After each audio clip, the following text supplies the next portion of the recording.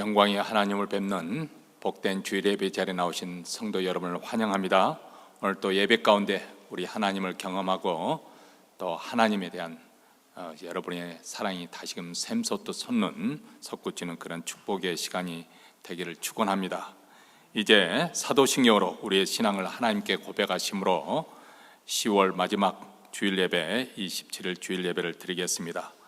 전능하사 천지를 만드신 하나님 아버지를 내가 믿사오며 그의 아들 우리 주 예수 그리스도를 믿사오니 이는 성령으로 잉태하사 동정녀 마리아에게 나시고 본디오 빌라도에게 고난을 받으사 십자가에 못 박혀 죽으시고 장사한 지 사흘 만에 죽은 자 가운데서 다시 살아나시며 하늘에 오르사 전능하신 하나님 우편에 앉아 계시다가 저리로서 산 자와 죽은 자를 심판하러 오시리라. 성령을 믿사오며 거룩한 공예와 성도가 서로 교통하는 것과 죄를 사하여 주시는 것과 몸이 다시 사는 것과 영원히 사는 것을 믿사옵나이다. 아멘. 우리 다 함께 일어나셔서 찬송가 27장 우리 하나님을 찬양하겠습니다.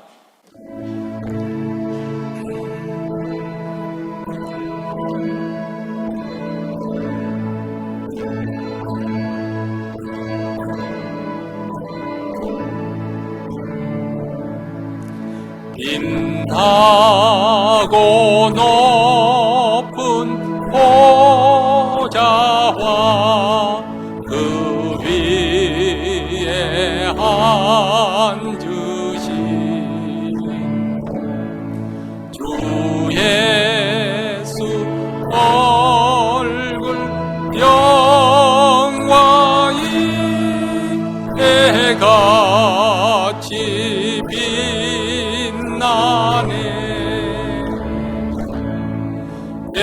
해같이 빛나네. 지극히 높은 위엄과 한없는 자비를 무천사 소리 모아서 늘 찬송 드리네. 늘 찬송 드리네. 영육을 나 살리려 그 영광 버리고 그 부끄러운 십자가 날 위해 지셨네. 날 위해 지셨네. 나 이제 생명 있음은 주님의 은사요. 저 사망 권세 이기니 큰 기쁨 넘치네. 큰 기쁨 넘치네. 주님의 보좌 있는데 전한 몸 이르러 그 영광 몸소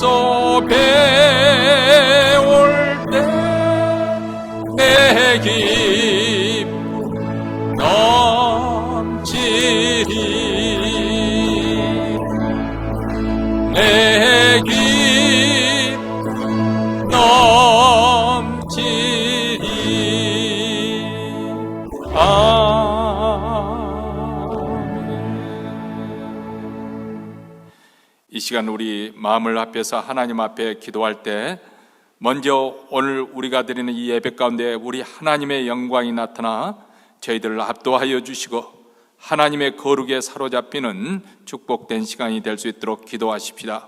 우리 교회뿐만 아니라 틀에 있는 모든 교회들, 특히 우리 한인교회 주일 예배, 주님 하나님의 임재가 생생하게 느껴지게 하시고 하나님을 경험하게 하여 주시고 하나님을 만난 흔적을 안고 돌아갈 수 있도록 주의 영광을 혁혁히 나타내 주시옵소서. 이렇게 주님의 얼굴을 구하는 기도를 드리십시다. 두 번째로는 지금 우리가 살고 또 우리 후손들이 살아가는 이 미국 땅에 대선이 진행 중입니다. 누가 대통령으로 또 위정자로 공직자로 세워졌던지 간에 하나님 저들로 하여금 하나님을 경외하는 마음, 두려워하는 마음을 갖게 하시고 겸손히 행하게 하여 주시고 하나님이 주신 지혜로 행하게 하여 주셔서 이 국가를 올바른 공의로, 우리 하나님의 공의로 이렇게 이 국가를 이끌어갈 수 있도록 우리 하나님 도와주시고, 또 선거가 끝난 다음에 이 미국이 통합되고 연합되어 한 마음이 되어서 이 지금 현재 당면한 문제들을 잘 해결해 나갈 수 있도록 미국을 위해서, 그러나 무엇보다도 정치가 문제의 해결의 근원이 아니라 교회가, 복음이 이 나라의 소망이 되게 하여 주시고 복음으로 사람들이 회복되게 하시고 복음으로 치유받게 하는 귀한 치유의 역사가, 복음의 역사, 이 부흥의 역사가 이 땅에 일어날 수 있도록 위해서 기도하십시다. 마지막 세 번째는 우리 자신과 우리 가정에 간절히 소원하는 기도 제목 한 가지를, 자녀를 위한 기도 제목이든지 또 직장이나 건강이나 여러 가지 기도 제목을 가지고 하나님 앞에 아뢰 때, 특별히 우리 교우들 가운데 어려움 가운데 있는 분들, 목장 식구들 가운데 병석에 누워 계신 여러 아픈 성도들과, 그리고 또 바깥 출입이 어려운 여러 권사님들, 또 시련과 시험을 만난 분들, 우리 하나님이 영적으로 공고한 자들에게 새 소망이 되게 하여 주시고 심적으로 상한 마음을 가지고 있는 자들에게 치유의 역사가 임하게 하시고 육체의 질병을 안고 있는 자에게 병고침의 역사가 오늘 임하게 하여 주시옵기를, 우리 하나님의 선하심을 맛보는 축복된 예배가 이루어지도록 주여 역사하여 주시옵소서. 이러한 기도 제목을 가지고 다 함께 통성으로 기도하겠습니다. 자비로우시고 은혜로우신 하나님 아버지, 오늘도 축복된 주일을 맞이하여 그리스도의 피를 힘입어 은혜의 보좌 앞에 나와 하나님의 이름을 높여들며 찬송하며 찬양하는 가운데 우리 하나님의 신령한 몸으로 충만하게 이 시간 채워주시며 우리를 만나 주실 줄로 믿습니다. 먼저 이 예배 가운데 우리 하나님의 영광이 혁혁히 나타나 저희들로 하여금 하나님의 살아계신 것과 역사와 모든 인생을 주관하심을 알게 하여 주시옵기를 원합니다. 하나님의 영광의 빛에 사로되고 압도되는 귀한 시간이 되게 하여 주시기를 원합니다. 우리 교회뿐만 아니라 드리는 모든 교회들, 특별히 한인교회 주일 예배 가운데 주여 주의 임재가 생생하게 느껴지게 하여 주시고 하나님의 영광, 하나님의 경험하는 위대한 사건이 일어나게 하여 주시고 하나님을 만난 흔적을 안고 돌아갈 수 있도록 주여 주의 영광을 나타내 주시옵소서. 주님의 영광의 얼굴빛을 향하여 우리에게 하여 비춰 주시옵기를 간절히 원하고 기도합니다. 자비로우시고 은혜로우신 하나님, 하나님 미국 땅에 지금 현재 미국 대선이 진행 중입니다. 거룩하시고 자비하신 우리 하나님의 뜻이 아버지 대성경에 나타나게 하여 주시옵시고 이 기간을 통해서 저들로 하여금 하나님을 두려워하고 경외하는 마음을 갖게 하여 주시고 모든 세워지는 위정자들마다 겸손하게 하나님의 아버지의 뜻을 헤아리며 이 국가를 경이로운 가운데 이끌어갈 수 있도록 주여 도와주시옵기를 원합니다. 특별히 선거가 끝난 다음에 아버지 하나님의 국민들의 마음이 아버지의 통합되게 하여 주시고 연합되게 하여 주셔서 한 가지로 그 아버지의 국가 문제를 해결해 갈 수 있도록 우리 하나님 아버지 함으로 하나님께서 긍휼과 자비를 베풀어 주시되 무엇보다도 하나님의 교회가 끼어 있어서 이 뜻이 아버지의 교회가 아버지 나라의 소망이 되게 하시고 복음이 소망이 되게 하여 주시고 이 아버지 미국 땅에 아버지의 성령의 바람이 불어서 다시 한번 미국이 회복될 수 있도록 주여 긍휼과 자비와 긍휼을 아버지 은혜를 베풀어 주시옵기를 원합니다. 하나님 아버지, 지금 산적에 있는 모든 세상 불의한 것과 거짓된 것과 망령된 것과 홈리스 피플과 마약과 총기사교 이 모든 것들을 잘 해결해 나갈 수 있도록 우리 하나님 도와주시옵기를 원합니다. 오늘도 하나님의 살아계심을 믿고 각자 아버지는 가정의 기도점을 가지고 주님 앞에 나와 아뢰입니다.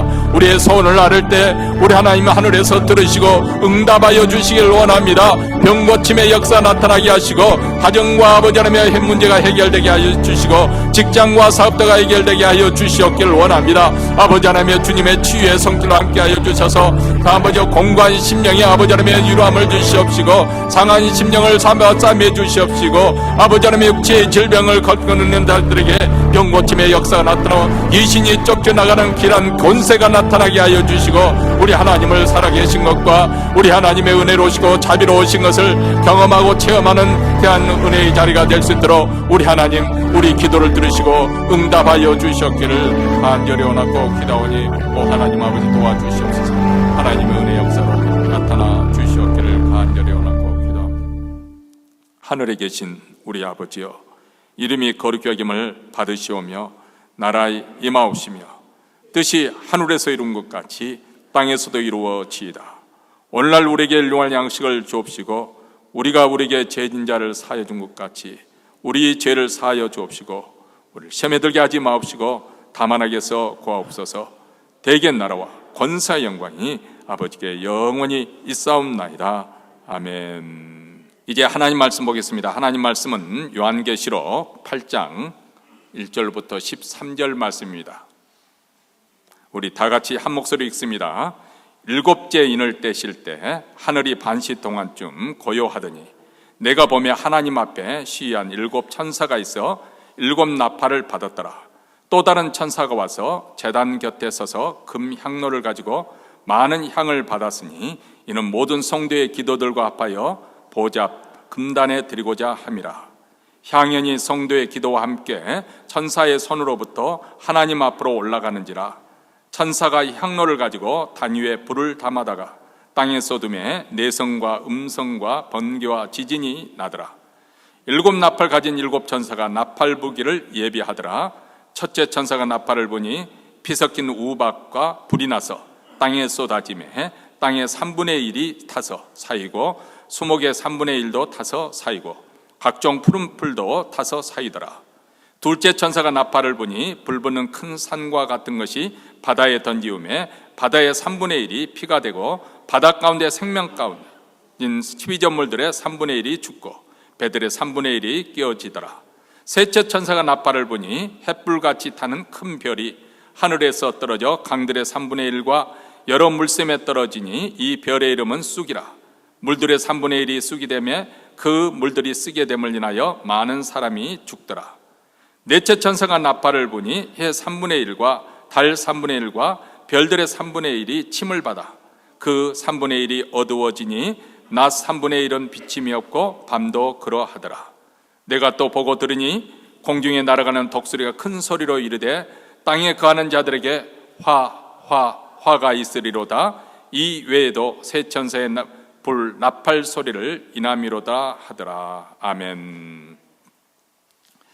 요한계시록은 계시록 1장 1절에서 하신 말씀처럼 하나님께서 반드시 속히 일어날 일을 알려주신 묵시, 계시입니다. 그렇기 때문에 이 계시의 말씀을 우리가 계속해서 지금 듣다 보면은 자연 중에 우리 생각 속에 두렵다, 무섭다, 어떤 일이 일어날 것인가 이런 생각을 갖기가 쉽습니다. 그도 그럴 것이 지금까지 들었던 계시의 내용이 재앙이 많은 것으로 묘사되어 있기 때문에 하나님의 심판이 무서운 재앙으로 겹겹이 이 재앙이 한 재앙이 지나가면 또 다른 재앙이 이렇게 겹겹이 쌓이기 때문에 그 일이 멀지 않아 속히 그리고 반드시 일어날 일이라고 그렇게 말씀하니까 우리가 더욱 두려운 마음에서 벗어나기가 어렵습니다. 그런데 다시 한번 우리가 요한계시록을 왜 하나님께서 기록하게 하셨을까? 요한계시록을 기록하신 목적이 과연 우리에게 어떤 두려움과 공포심을 심어주기 위해서, 불러주기 위해서 기록된 책은 아니라는 것은 분명히 우리가 상식적인 선에서 미루 생각할 수가 있습니다. 오히려 믿음 생활을 하고 신실하게 믿음 생활을 하고 있는 이들에게 우리가 가고 있는 이 믿음, 우리의 신앙이 확실하다, 분명하다, 염려하지 말라, 두려워하지 말라, 우리에게 위로와 확신을 주기 위한 책입니다. 더구나 이 요한계시록에 쓰여있던 그 시대 초대교회 성도들, 무서운 환난으로 인해서 생명의 위협을 느끼고 숨을 죽이며 살아가고 있는 그들에게 두려워하지 말라. 앞으로 되어질 이 모든 일들은 다 나의 주관 안에서, 내 주권 안에서 일어나는 일이기 때문에 너희들은 두려워할 필요가 없다 하면서 소망과 용기를 심어주고 그들로 하여금 끝까지 믿음을 지키도록 격려하는 그런 책입니다. 그래서 신실하게 신앙생활을 잘하고 있는 자들에게 격려해주고, 좀 나태하고 게으른 자들에게는 경각심을 갖게 해주고, 잠들어 있는 자들에게 깨워주고, 또 하나님을 아직까지도 믿지 못하고 왔다 갔다 세상과 양쪽으로 양다리 걸쳐 하는 사람들에게는 그들로 하여금 회개케 하기 위해서 이 요한계시록은 쓰여진 책입니다. 더군다나 요한계시록의 곳곳에 보면은 군데군데 복이 있나니 복이 있도다, 복이 있으리라, 마카리오스, 이 말이 자주 반복해서 나옵니다. 카운트를 해보니까 7번 반복해서 나옵니다. 다시 말하면 성경에서 7이라는 숫자는 이미 우리가 배운 바와 같이 상징적인 의미를 가지고 완성, 충만이라는 그런 의미를 가지고 있다는 것을 알 수가 우리는 이미 배웠습니다.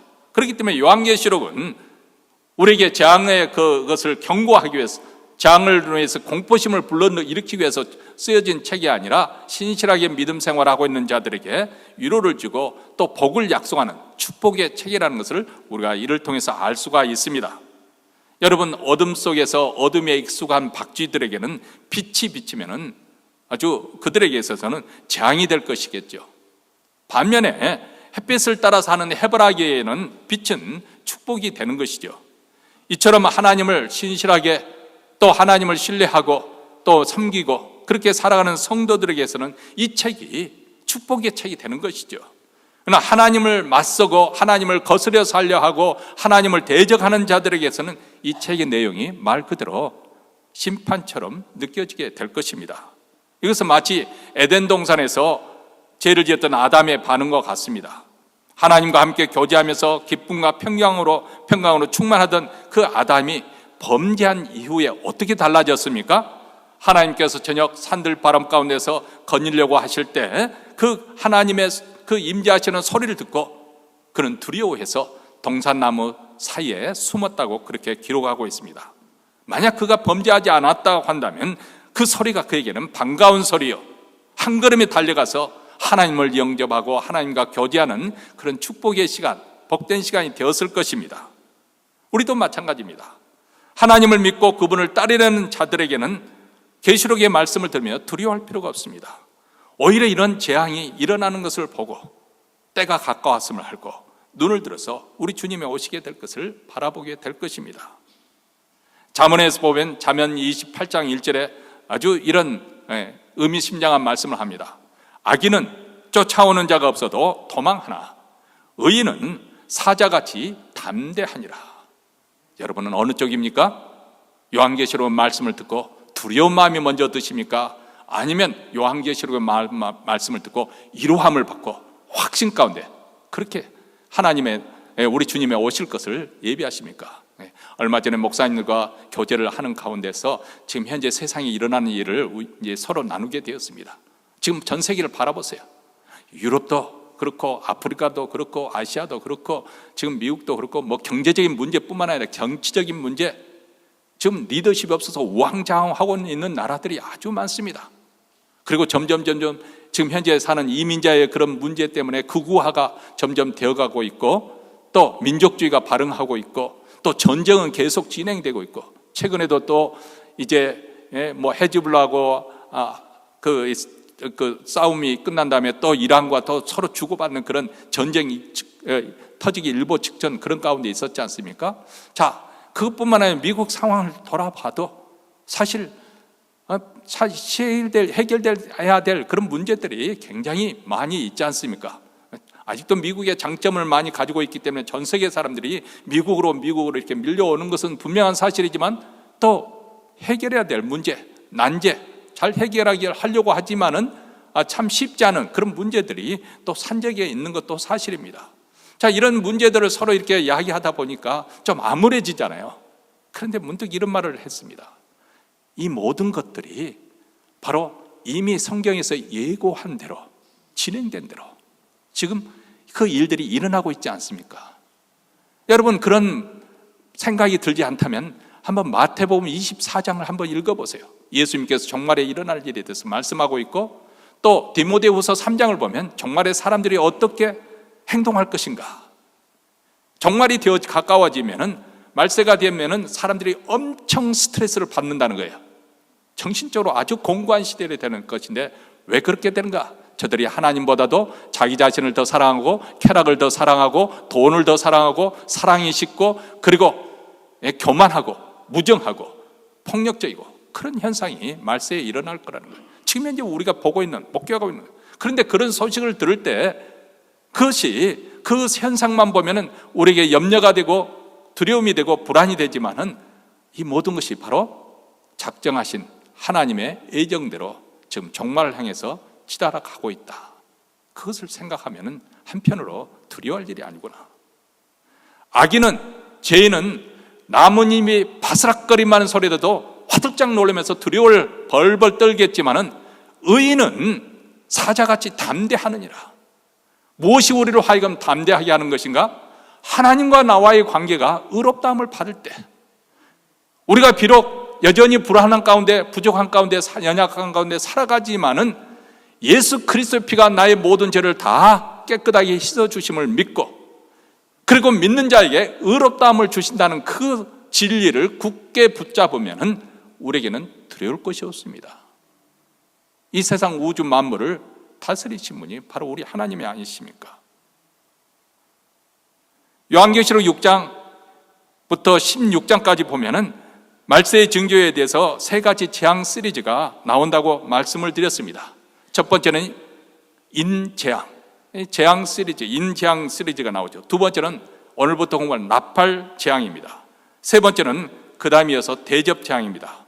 이것은 이게 시간적으로 이렇게 계속 이 재앙이 끝난 다음에 또 다른 재앙이 이렇게 배열되는 것이 형식이 아니라 논리적인 순서로 우리가 이해를 해야 되는데, 그 말은 무슨 말이냐면, 여기에 출발점이 이루어져서 일직선으로 쭉 나가는 이 시간적인 연대기적인 그런 사건을 배려해서 우리에게 말씀해 주는 것이 아니라, 어떻게 보면 반복했던 인재앙이 또다시 나팔재앙으로, 또 나팔재앙이 또다시 또 대접재앙으로 이렇게 반복해서 나타나는데, 단순 반복이 아니라 갈수록 점점 그것이 광화되고 확대되는, 말 그대로 나선형 구조로 점점 해서 크게, 이렇게 오늘 점점 크게 되어가는 그런 구조로 이렇게 해서 요한계시록이 기록됐다는 것을 우리가 이해를 하면 조금 우리가 해석하는 데 도움이 되지 않을까 싶습니다. 자, 그렇기 때문에 지난번에 우리가 공부했던 인재앙보다도 오늘부터 공부할 나팔재앙은 훨씬 더 무시무시한 그런 재앙으로 임한다는 것을 보여주고 있습니다. 자, 오늘은 나팔재앙에서 우리가 살펴보는데요, 일곱 번째 인을 뗄 때에 일곱 천사가 일곱 나팔을 불기 위해서 도열에 있습니다. 자, 8장 1절부터 2절입니다. 우리 같이 읽겠습니다. 일곱째 인을 떼실 때 하늘이 반시 동안쯤 고요하더니 내가 보매 하나님 앞에 시위한 일곱 천사가 있어 일곱 나팔을 받았더라. 자, 여기 보면 나팔을 불 그 일곱 천사들이 일곱 나팔을 가지고 도열되어 있는데, 성경에서 나팔을 분다는 것이 무엇을 의미하는 것인가? 크게 성경에서는 두 가지로 이렇게 나눠질 수가, 말해줄 수 있습니다. 첫째는 우리 인간을 향해서 하나님께서 경고의 뜻으로 나팔을 분다는 것으로 표현이 되었습니다.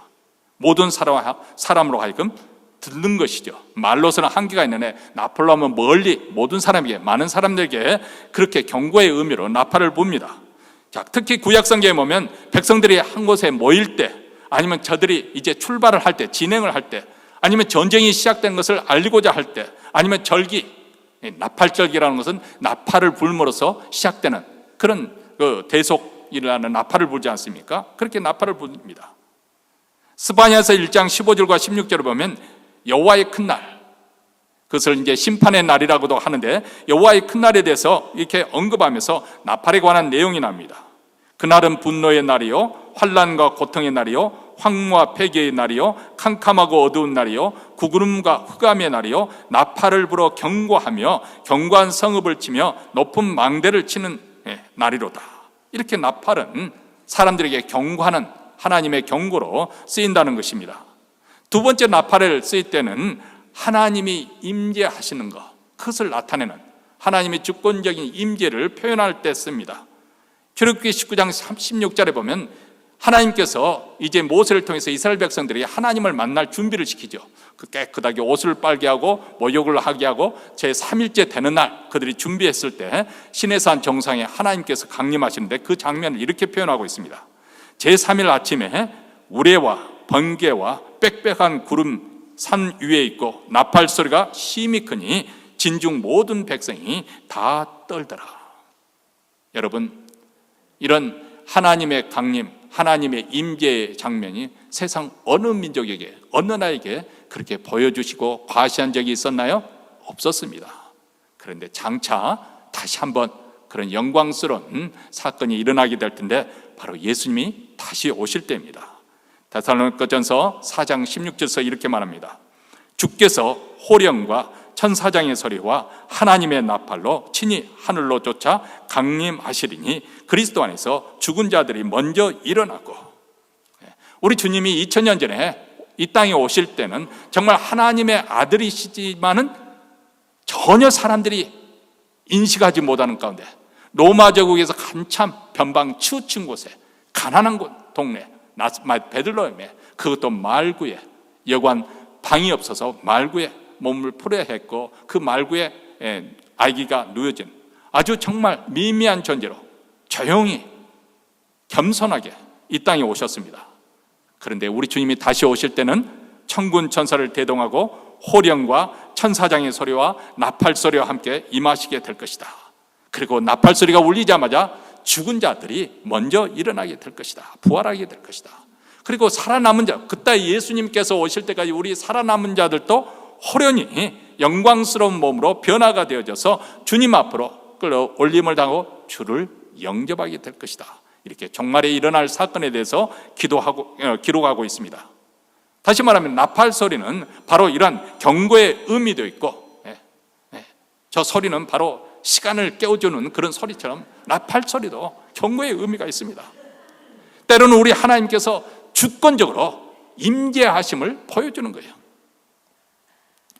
그런데 일곱째 봉인이 떼어질 때 하늘의 반시, 대략 한 30분 정도 침묵이 있었다고 했습니다.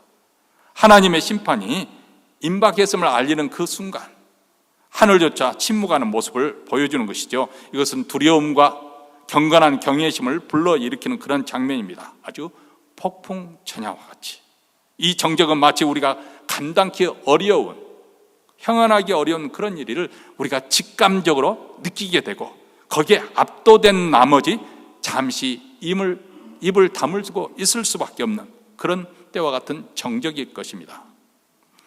전정태, 요즘에 전정태 갔다 온 분들은 좀 드물기는 하지만은 그러나 그 전정태에서 살아나오신 분들의 이야기를 들어보면 바로 이 전투가 치열하게 벌어질 때보다 더 두려운 때가 있는데 바로 벌어지기 그 직전 조용했을 때, 그 올람전에 갔다 오신 분들의 이야기를 들어보면 이 올맹군과 서로 싸우면서 2-3시간 동안 아주 격전을 벌이며 치열하게 공박을 한답니다. 그런데 2-3시간이 지난 다음에 그렇게 막 총을 쏘고 박격불타는 포탄이 떨어지고 그렇게 요란법석하다가 갑자기 뚝하게 모든 총성이 그치고 아무 소리도 없이 지죽은 듯이 고요하다는 거예요. 그런데 그때가 바로 가장 두렵다는 거예요. 무서운 때라는 거예요.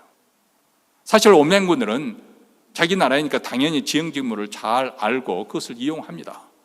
그러나 국군들은 어디서 어떻게 언제 들어올지 모르잖아요. 너무너무 불안한 시간이죠. 사실 일단 공격해오면 적어도 적이 어느 쪽으로 공격해오는지 그것을 알기 때문에 또 그렇게 싸우다 보면 같이 맞대응을 하다 보면 두려움도 사라지게 되고 그리고 초조함도 다 사라지게 되는데 바로 그런 그 일이 벌어지기 직전 고요함, 그 순간이 아주 긴장과 초조감이 최고조에 도달한다는 거예요. 지금 마지막 7인을 떼었을 때 바로 그런 고요함이 찾아왔다는 거예요. 재앙이 7째 인으로 떼어지는 것으로 끝나는 것이 아니라 이제 7 나팔 재앙으로 이어지기 때문에 서곡에 불과하기 때문에 어쩌면 더 불안할 수도 있었을 것입니다. 사람은 본래 이 조용한 시간, 침묵을 별로 그렇게 좋아하지 않습니다. 어떤 분은 일부러 그런 침묵을 좋아해서 사람들 그 소음, 세상 소음을 다 버리고 깊은 산속에 들어가기도 하고 뭐 바다로 가기도 하고 그렇지만은 대부분의 사람들은 그렇지 않죠. 그래서 여러분들이 집에 돌아가서 캄캄하게 또 아무 소리도 들지 않으면 먼저 불을 켜고 난 다음에 라디오를 켰든지 음악을 틀든지 텔레비전을 켜놓습니다. 뭔가 소리가 들려야 안심이 되고요. 왜냐면 우리가 그게 익숙하니까, 대중들도 소리에 익숙하니까. 몬트리에 사시는 분들은 조용히 사니까 뭐 별로 차이를 못 느끼려는지 모르지만 대도시 사는 사람들은 항상 바깥에 소리는, 뉴욕에 갔더니 한밤중에 그 앰뷸런스 소리 하고 다니는 거 소리가 있잖아요. 막 하면 이게 사운드 오브 뉴욕 그러더라고요. 뉴욕의 소리라는 거예요. 늘상 앰뷸런스가 24시간 아무 때나 들리고 경찰이 왱왱거리고 다니고. 근데 현대인들은 너무 분주하게 살기 때문에, 또 그리고 그뿐만 아니죠. 지금 우리가 문명 얘기에 완전히 점령당해 있잖아요. 스마트폰이나 아이패드나 컴퓨터나 인터넷이나 TV나 이런 것에 우리의 눈과 귀가 완전히 거기에 포로로 잡혀 있는 거예요. 그러니까 침묵하는 시간이 견디기가 어려운 거죠. 고요함이 싫은 거예요. 그런데 우리가 하나님을 경험하려면, 하나님을 만나려면 절대 침묵 속에 계시는 하나님을 그곳에 들어가야 됩니다. 우리 하나님 침묵 가운데 계시고 침묵 중에서 우리 하나님은 일하고 계십니다. 생각해 보십시오. 하나님의 독생자 예수 그리스도, 그분이 이 세상 우리의 죄를 지고 십자가에 달려서 죽으실 때 엘리 엘리 라마 사박다니, 나의 하나님 나의 하나님 어찌하여 나를 버리셨나이까, 이렇게 하나님께 외쳤을 때 우리 하나님은 절대 침묵을 지키십니다. 하나님이 침묵하신다고 해서 아무것도 하지 않으신다는 것은 아니잖아요. 하나님이 침묵한다는 것은 우리에게 엄청난 메시지를 주는 거, 하나님의 존재를 아주 압도하면서 나타내는 것입니다. 다만 우리 현대인들은 너무 분주한 나머지, 그리고 그런 침묵의 시간을 싫어한 나머지 그 하나님의 주시는 그 침묵을 통해서 주시는 하나님의 경고를 간과해버리고 흘려버릴 수가 있습니다. 사실 그렇습니다. 우리 성령께서 우리 안에 거주하시는데, 예수 믿는 자에게 거주하시는 성령께서 우리에게 늘 가까이 말씀을 하세요. 그런데 우리가 하나님의 말씀대로 순종하지 않고, 다시 말하면 성령님의 음성을 계속해서 거스리시면 어느 순간에 성령께서 침묵하십니다. 여러분, 이러한 순간이 되면 우리는 경각심을 가지고 뭐가 잘못됐는지 한번 우리 자신을 살펴볼 필요가 있습니다. 침묵은 우리에게 많은 것을 말씀해 주고 있는 것이죠. 이렇게 반시간 고요한 후에 또 다른 천사가 금 향로를 들고 와서 제단 앞에 섰습니다. 그 천사는 모든 성도들의 기도와 함께 보좌 앞에는 금 제단에 들려 많은 향을 드리려고 많은 향을 받습니다. 그때 그 향의 연기가 성도들의 기도와 함께 천사들의 손에서 하나님 앞으로 올라갔습니다. 천사가 이 향로를 가지고 제단에 불을 담아서 가득 담아 땅에 던지니까 천둥과 번개가 치고 지진과 요란한 소리가 났다. 자, 이 광경이 의미하는 바는 무엇을 상징하는 바는 무엇일까요? 우선 이 땅에서 성도들이 드리는 기도가 아름다운 향이 되어서 하나님께 올라간다는 것, 그것을 상징적으로 보여주고 있는 것이죠. 하나님께서 성도들의 기도를 통해서, 그리고 그 기도를 통해서 또 하나님께서 이 세상을 심판하고 계신다. 성도들의 기도가 하나님의 심판에 중요한 역할을 하고 있다는 것을 상징적으로 보여주고 있는 것이죠. 여러분, 로마 제국은 아주 강대하고 그들의 권세는 온 천하를 떵떵거리고 그렇게 울리고도 남지만은 사실 그에 비해서 지상교회는 아주 초라하고 미미합니다. 그들의 기도 소리는 너무나도 미약합니다. 그런데 하나님께서 놀랍게도 성도들의 기도를 다 듣고 계시고, 그리고 성도들의 기도가 하나도 빠짐없이 그 천사들이 다 접수해서 금 향로에 함께, 그 향연과 함께 하나님께 바쳐드리는 거예요. 빈부격차를 막론하고 남녀노소를 막론하고 지고아를 막론하고 어떤 사람, 모든 사람의 기도를 우리 하나님께서 다 듣고 계신다. 그리고 우리 하나님께서 그분의 합당하신 뜻에 따라서 성도들의 기도를 통해서 심판하시고 역사하신 것을 보여주고 있습니다. 기도가 이처럼 위력이 있다는 거예요. 하나님은 우리 기도를 통해서 하나님의 구원 역사에 반영하시고, 또 우리는 기도를 통해서 하나님의 구원의 역사에 동참할 수 있는 가장 좋은 지름길이 된다는 거예요. 우리가 합심해서 부르짖는 기도를 통해서 우리가 하나님의 구원의 역사, 그 장구한 구원의 역사에 우리가 함께 동참하게 되고, 하나님께서는 그런 성도들의 기도를 통해서 이 세상에 심판을 집행하고 있는 것을 우리에게 보여주고 있지 않습니까? 여러분, 우리가 주일 예배 시간이나 수요 찬양 예배나 또 새벽기도 통성하는 기도를 우리 교회는 또 유별나게 통성하는 것을 강조해서 그렇게 합니다. 제가 어떻게 할 것인가 생각했는데, 왜 통성 기도를 우리가 강요하는가? 저는 혼자는 우리가 침묵 기도도 할 수 있고, 또 찬양으로도 기도 드릴 수 있고, 또 때로는 엎드려서 기도할 수 있고, 자유롭게 할 수 있어요. 그러나 모였으니까, 함께 모였으니까 연합해서 부르짖어 힘써 기도하자는 거예요. 왜 꼭 부르짖어 기도해야 되는가? 우리 하나님이 귀가 멀어서 그런 것이 아니고 더 중요한 것이 있습니다. 같은 기도라도 내가 깨어서 기도하는 거, 영이 깨어 있어야 되잖아요. 근데 우리가 일주일 내내 하나님에 대한 생각 없이 세상 일에 분주하게 살고, 때로는 어떤 사람들은 드라마에 흠뻑 빠져가지고 그것이 우리 눈과 귀를 완전히 사로잡으면 그것으로 끝나는 것이 아니라 우리 영이 잠들게 되어 있는 거예요. 눌리게 되어 있습니다. 그래서 예배 드려도 예배 드리는 그 감격이 없는 거예요. 여러분 생각해 보세요. 여러분 자녀들에게 밥을 먹기 전에, 뒤식을 먹기 전에 먼저 간식을 먼저 줍니까? 아니, 간식이 아니라 디저트를 먼저 줍니까? 케이크를 먼저 줍니까? 그렇게 하지 않죠. 왜냐하면 그렇게 먹게 되면 진짜 영양가 있는 디저트를 못 먹게 되는 염려도 있지만, 가장 중요한 것은 입맛을 놓쳐버리잖아요. 그렇죠? 우리가 세상적인 일에 입맛이 길들여져 있는데 갑자기 예배 드린다고 해서 우리 마음이 열리겠습니까? 우리 영이 깨어나겠습니까? 우리 영이 눌려 있는데 내 영이 활짝 열려서 하나님께 예배 드려야 되는데, 예배 진행되는 동안에도 찬양을 부르도 건성으로 부를 수가 있는 것이고요, 말씀을 듣도 건성으로 흘려들을 수가 있는 거예요. 그래서 하나님께 우리가 드리는 기도이긴 하지만 내 영을 깨워라. 그리고 내가 뜨겁게 열렬하게 기도 드리면서 옆에 있는 성도들이 잠들어 있다면, 옆에 있는 성도들이 한 주 동안 또 침체했다면 좀 뜨거움을 전달해주고, 또 나도 불이 붙어가지고 옆에 사람들에게 뜨거움을 전달해주고, 그래서 우리가 통성기도 하는 거예요. 내 영을 깨우기 위해서. 여러분, 우리는 기도, 성경에 통해서 기도의 능력에 대해서 많이 배웠습니다. 많이 보게 됩니다.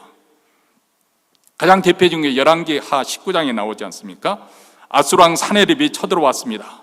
그래서 그가 글을 써서 그 유대 왕 히스기야에게 친서를 보냅니다. 거기에 보니까, 야 봐라, 내가 지금까지 모든 나라를 다 정복하고 이렇게 함락시켜 왔는데 너희가 여호와 하나님을 믿는다고 그렇게 항복하지 않느냐?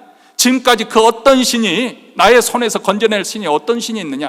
여호와 하나님도, 너희들이 신앙하는 여호와 하나님도 저들의 신과 하나이가 똑같을, 아무 너희들은 믿는다고 하지만은 내가 너희들을 항복할 것이다, 항복시킬 것이다, 이렇게 조롱하는 뜻으로 편지를 보냅니다.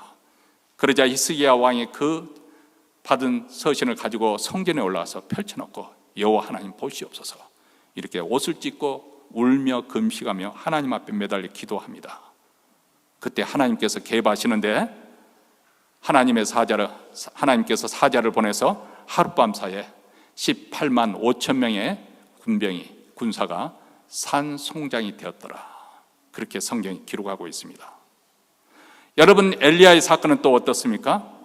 엘리야 한 사람이 기도하니까 하늘로부터 여호와의 불이 내려서 그 제단 위에는 재물을 불태울 뿐만 아니라, 그때 제단을 위에다가 7 바켓을 그냥 물동이로 가는 부었거든요. 그러니까 제단에 흠뻑 적시고 그 물이 흘러서 도랑까지 막 만들어서 흘러 넘치는데, 불이 떨어져서 그 재물을 태울 뿐만 아니라 불과 흙과 나무를 태우고, 그리고 흘러 넘치는 그 물까지 핥아버렸다. 그리고 난 다음 바알과 아세라 그 선지자 850명을 죽이는 그런 영적 승리가 이루어진 것을 볼 수 있습니다. 사도행전 12장에 가보면은 헤롯 안티바시 교회를 박멸하고자 요한의 형제인 사도 야고보를 죽였습니다. 그러자 사람들이 열광을 합니다. 너무 좋아하는 것을 보고 그렇다면 예루살렘 교회 수장인 베드로를 죽이고자 그를 붙잡았는데 때마침 유월절이 다가왔으므로 유월절이 끝난 다음 그를 죽이려고 절기에 피를 흘리고 싶지 않아서 그들을 목에 가두었습니다. 그러자 온 교회 성도들이 하나님께 간절히 기도합니다. 그런데 불과 그날 처형당하기 직전 불과 몇 시간 전에 호련히 주의 사자가 베드로에 가보니까 베드로가 잠들어 있어요. 참 희한하지 않습니까? 예수님이 십자가에 붙잡혀 죽으시기 그 전에는 무서워서 도망가고 또 나중에는 나중에 세 번째는 내가 예수를 알면은 내 손에 장을 찢은다 이렇게 맹세까지 했던 그 베드로였는데 이때는 자기가 불과 몇 시간 후에 죽음을 당하는데 잠들어 있는 거예요. 그러자 천사가 와서 그 옆구리를 찔러서 깨웁니다. 보니까 베드로의 손에 있는 수갑도 풀어지고 발에 묶였던 착고도 풀어져 있는 거예요. 그리고 옥문이 열려져 있습니다. 이렇게 창세기부터 요한계시록 주기책에 우리 성도들이 강조하고 있는 것이 기도입니다. 기도의 능력. 하나님께서는 그 어느 시대나 성도들의 기도를 통해서 하나님의 역사를 일으키시고 또 하나님의 능력, 하나님의 존재를 나타내 주셨습니다. 특별히 우리 성도들이 합심해서 부르짖어 기도하는 것을 기뻐하십니다. 마태복음에 예수께서도 이렇게 말씀합니다. 마태복음 18장 19절에 너희 중에 두 사람이, 이 두 사람이라고 하는 것은 바로 교회를 말합니다. 교회는 최소한의 당에 두세 사람 모이는 그곳, 내 이름으로 모이는 그곳, 그것이 바로 교회예요. 그렇기 때문에 교회 사이즈가 크다 해서 위대한 교회고 교회 사이즈가 적다 해서 볼 것 없는 모자랄 것 없는 교회가 아니라 두세 사람, 여기는 두 사람이 땅에서 합심해서 무엇이든지 구하면 하늘에 계신 내 아버지께서 그들을 위하여 이루게 하시리라 이렇게 말씀하지 않습니까? 그 이유가 우리가 주일 예배 때 합심해서 통성기도하는 이유가 바로 여기 있습니다. 바로 이때 기도의 불이 활활 타오르고, 여러분 기도는 불입니다. 여러분 장작기물을 모아놔야 활활 타오르지 그것을 흩어놓으면 다 이내 꺼지고 맙니다. 우리가 함께 모여서 함께 부르죠. 그렇게 기도할 때 기도의 불이 활활 타오를 수가 있습니다. 그리고 우리의 기도를 통해서 하늘에서 그것이 접수되고 하나님께서 하나님의 그 광대한 그리고 장엄한 구원 역사를 펼쳐가는데 요긴하게 쓰임을 받는다고 그렇게 말씀을 하고 있는 것이죠. 자, 이런 성도들의 기도가 하나님께 접수되니까 그 기도의 응답이 어떻게 나타납니까? 세상에 대한 심판으로 나타나게 됩니다. 자, 6절부터 이제 본격적으로 나팔 재앙 시리즈가 나타나는 오늘 본문에서는 네 나팔 재앙이 기록되어 있습니다. 이 네 나팔 재앙은 각각 자연과 인간에게 내린 심판인데 오늘 본문에서는 땅, 바다, 강, 하늘을 치는 그런 재앙입니다. 다시 말하면 지금 현재 우리가 보고 있는 산, 영원히 변할 것 같지 않은 그 산, 그리고 항상 평화롭고 보이지만 잔잔한 그 존재하는 그 존재를 의심할 수 없는 그 바다, 아니면 강, 이런 것들이 우리가 당연하게 존재할 걸로 생각했었는데 지금 일어나고 있는 이 모든 자연계의 질서, 전체의 질서가 무너지고 있다는 것을 지금 생생하게 보여주고 있죠. 7절에 첫 번째 천사가 나팔을 부니까 어떤 일이 일어납니까? 피 섞인 우박과 불이 나와서 땅에 쏟아지며 땅과 수목에 풀 3분의 1이 불타 없어졌다. 이 찬양에는 좀 해석을 깊게 들어가지 않으려고 합니다. 물론 이런 해석은 오늘날 각종 공해와 재해로 해서 생태계가 파괴된다는 것을 상징적으로 보여준다 그렇게 해석할 수 있겠지만 너무 그런 현상이 일어난 것을 갖다 붙이면 또 잘못된 왜곡된 그런 그 해석이 될 수가 있으니까 뭐 그런 일이 앞으로 일어날 것, 아니 현재 진행되고 있다 그 정도 보면 될 것 같습니다. 두 번째 천사가 나팔을 부니까 불붙는 큰 산과 같은 것이 바다에 던져져서 바다의 3분의 1이 피가 되었습니다. 바다 생물의 3분의 1이 죽고 배가 3분의 1이나 깨지는, 파괴된다고 경고를 하고 있습니다. 여러분 우리가 잘 알죠? 요즘 바다가 점점 오염되어서 어패류, 이것이 중금속에 지금 현재 중독되어 있고 더 요즘 학자들이 경고하는 것은 미세 플라스틱, 우리가 생수병으로 마시는 그곳에서도 미세 플라스틱이 많이 있다는 거예요. 도대체 어떻게 해야 될지 모르겠어요. 지난 시간에도 우리가 말씀했지만 이 캘리포니아 그 태평양 한바다 가운데는 텍사스 주만한 그 크기로 쓰레기 더미들이 대부분 다 플라스틱이나 또 스티로폴 이런 것들이겠죠. 그런 것들이 지금 떠 있습니다.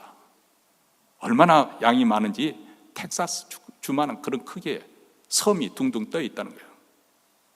자, 세 번째 나팔이 불었을 때 어떻게 되었습니까? 햇불같이 타는 큰 별이 하늘에서 떨어져 강들의 3분의 1과 여러 물샘이 오염됐다. 그 별의 이름은 쑥이었으며 물의 3분의 1이 쓰게 되고 그 쓴물을 먹고 많은 사람이 죽었다. 이미 말씀드린 것처럼 요즘 강과 또 식수원이 오염이 돼서 문제가 심각해요. 요즘 어렸을 때는 봉이 김선달이란 말은 있었지만은 오늘같이 이렇게 물을 팔아먹을 줄이야 누가 알았겠어요. 그러나 대신 생수는 다 사슬들 많이 마시잖아요. 그렇죠? 유럽에 가면 생수병 하나가 또 얼마나 비쌉니까? 또 아프리카 이런 데는 이 오염된 물 때문에 많은 사람들이 질병을 앓고 있고 또 죽어가고 있는 것이 또 사실입니다. 넷째 천사가 나팔을 보니까 12절에 보니까 해와 달과 별의 3분의 1이 타격을 받아 어두워졌다. 이것은 이상기후 현상 전체 변화가 생길 것을 자연재해를 말하죠. 요즘에는 비가 와도 그냥 완전히 그냥 집중 폭우가 쏟아지잖아요. 조금 전에 봤던 동남부 쪽에 플로리다에 일어난 물난리 여러분 우리가 뉴스를 통해 생생하게 보았습니다. 또 폭설이 내리고 대기 오염 때문에 오존층이 파괴되고 그래서 피부암 걸리는 환자들이 속출하고 또 토양 오염 때문에 이전에 우리가 생각지도 못했던 우리 자랄 때는 아토피라는 용어 자체도 몰랐습니다. 아토피 현상 또 탄소 연료를 과도하게 사용하고 배기가스 문제 이것이 지구 온난화를 가속화시키고 있다. 그래서 남극과 북극에 얼음이 내리고 또 히말라야산 이 에베레스트를 비롯해서 이 히말라야 산맥이 지금 만년설이 녹아내리고 있다. 그래서 해수면이 높아진다. 이런 소리를 우리는 듣습니다. 자, 이런 이야기는 꼭 성경에서 이야기하는 것보다도 세상 믿지 않는 사람들도 과학자들의 말을 통해서 지구의 종말이 멀지 않았구나. 그래서 요즘 나오는 많은 영화에 보면은 지구 종말을 다루는 그런 영화들이 많이 나오고 있습니다.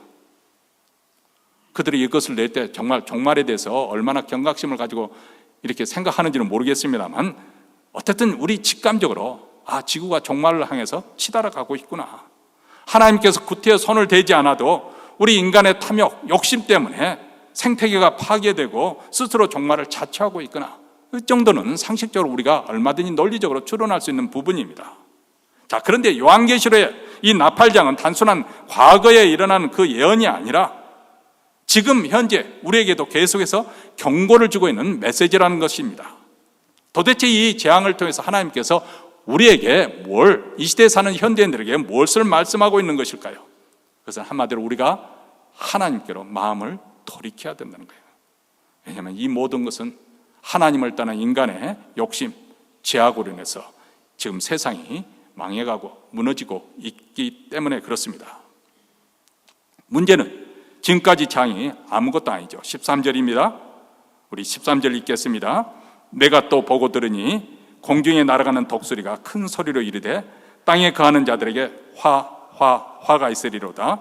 이 외에도 새 천사의 불 나팔 소리를 인함이로다 하더라. 자, 갑자기 독수리가 나타났습니다.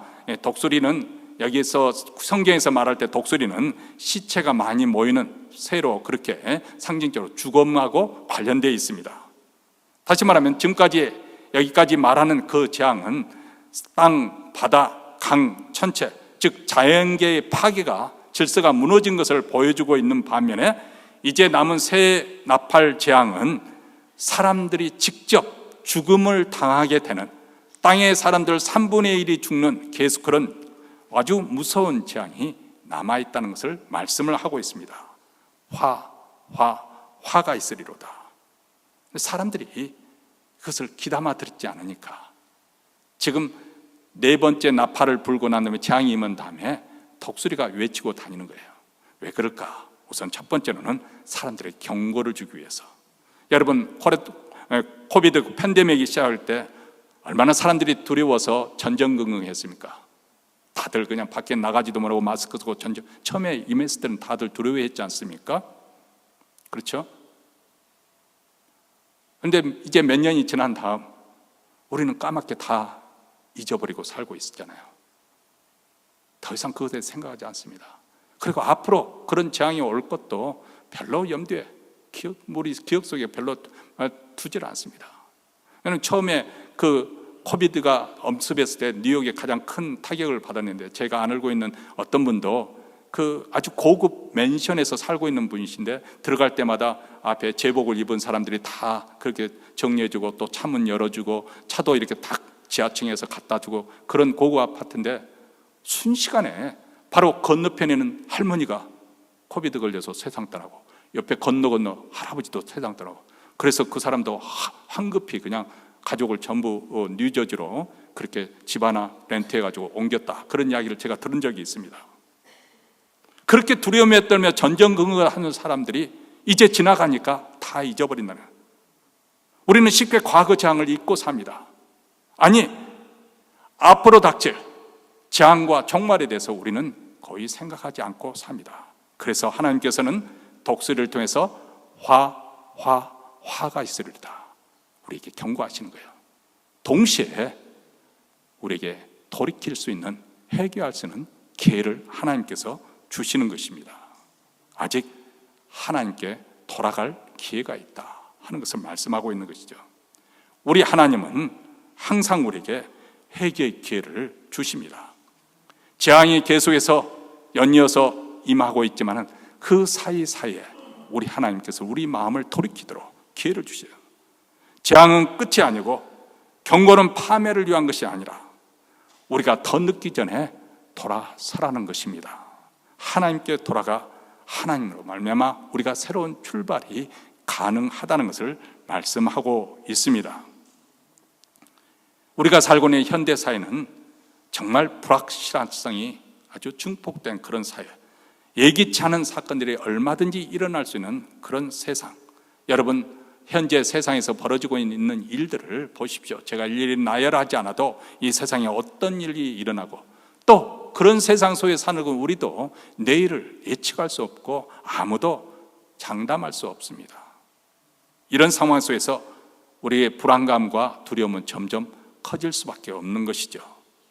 자, 이런 때 우리 성도들은 무엇을 해야 되는 것인가? 오늘 나팔 재앙이 전개되기 전에 성도들의 기도가 향이 되어서 하나님께 바쳐지는 것을 보여주셨습니다. 왜 그 환상을 보여주셨을까요? 기도하라는 것이겠죠. 성경학자 바클레이는 이렇게 말합니다. 지금도 천사의 손은 성도들의 기도를 하나님께 올려드리기 위해서 기다리고 있다. 지금도 천사들은 땅의 성도들에 올라오는 그 기도, 그것을 모여서 하나님께 올려드리기 위해서 금향로를 높이 쳐들고 있다. 그러므로 우리에게 기도의 불길이 타올라야 됩니다. 기도의 향이 피어올라야 됩니다. 우리 모두 다 영적으로 깨어 기도할 수 있게 되기를 바랍니다. 우리의 남은 여생 정말 겸손하게 우리 마음을 겸비하게 하고, 물론 우리가 잘못할 수도 있겠죠. 우리가 불의해서 또 연약해서 또 여전히 간섭적으로 행하던 그 모든 거에서 우리가 고집 피우면서 또 어떻게 보면 곁길로 나갈 수도 있습니다. 그때마다 우리 자신을 겸손히 돌아보면서 회개하는 마음으로 하나님께 가까이 나아가기를 원합니다. 이 악한 시대에 하나님께 가까이 나아가는 자는 거기에서 피난처를 발견하게 될 것이고 거기서 보함을 받게 될 줄로 믿습니다. 주의 이름으로 이렇게 기도하는 자가 되시길 주의 이름으로 축원합니다. 기도하겠습니다.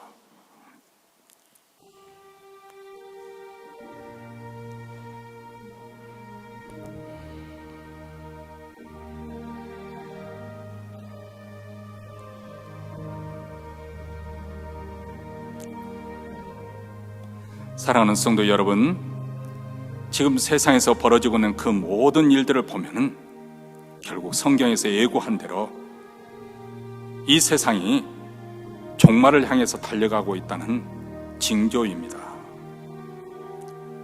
우리는 이게 두려워할 것이 아니고 오히려 하나님의 약속대로, 하나님의 예고하신 대로 하나님이 주권 아래 허용된 것이라는 것을 알고 믿음의 담력을 가지고 살아가야 되겠습니다.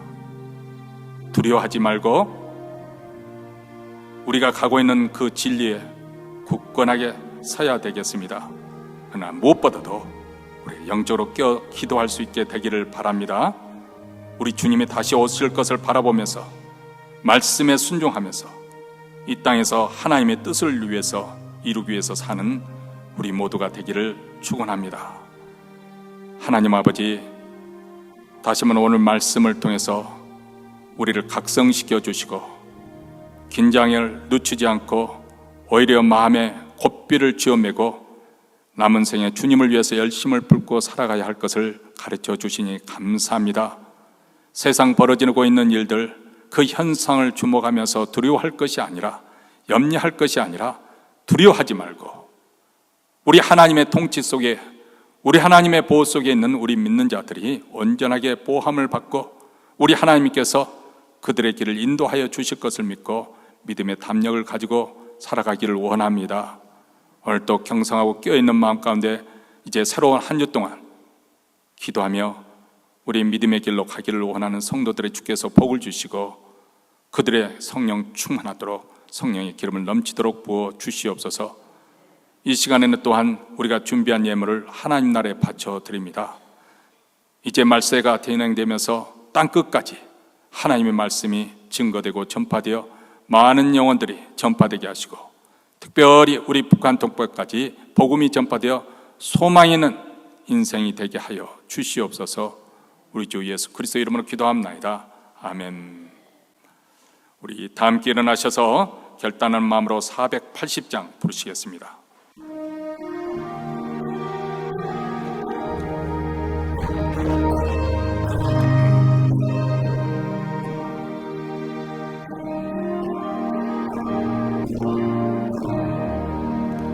기도하는 이 시간 주께 무릎 꿇고 우리 구세주 앞에 다 나옵니다. 믿음으로 나가면 주가 보살피사 크신 은사를 주네. 거기 기쁨 있네. 기도 시간에 복을 주시네. 고난 내 마음속에 기쁨 충만하네. 기도하는 이 시간 주가 곁에 오사 인자하신 얼굴로 귀 기울이네. 우리 자신 버리고 그 발 아래 꿇며 크신 은사를 주네. 거기 기쁨 있네. 기도 시간에 복을 주시네. 고난 내 마음 속에 기쁨 충만하네. 기도하는 이 시간 주께 의어서 은밀하게 구할 때 보응답 받네. 잘못된 것 아래며 측은히 여기사 크신 은사를 주네. 거기 기쁨 있네. 기도 시간에 복을 주시네. 고난 내 마음 속에 기쁨 충만하네. 기도하는 이 시간 주를 의지하고 그 신 은혜 구하면 꼭 받으리라. 의지하는 마음에 근심 사라지리. 그 신 은사를 주네. 복이 기쁨인데 또 시간에 복을 주시네. 고난 내 마음 속에 기쁨 충만하네. 이제는 우리 구주 예수 그리스도의 은혜와 하나님 아버지의 무한하신 사랑과 성령의 교통하심이 우리 하나님을 사랑하며 그 나라를 위해서 끝까지 충성하고자 이 말세를 맞이해서 영적으로 깨어 있어서 늘 기도에 힘쓰고자 다짐하며 이 자리를 떠나는 사랑하는 주의 백성들, 그 가정과 기업과 교회 위에 영원토록 함께 있을지어다. 아멘.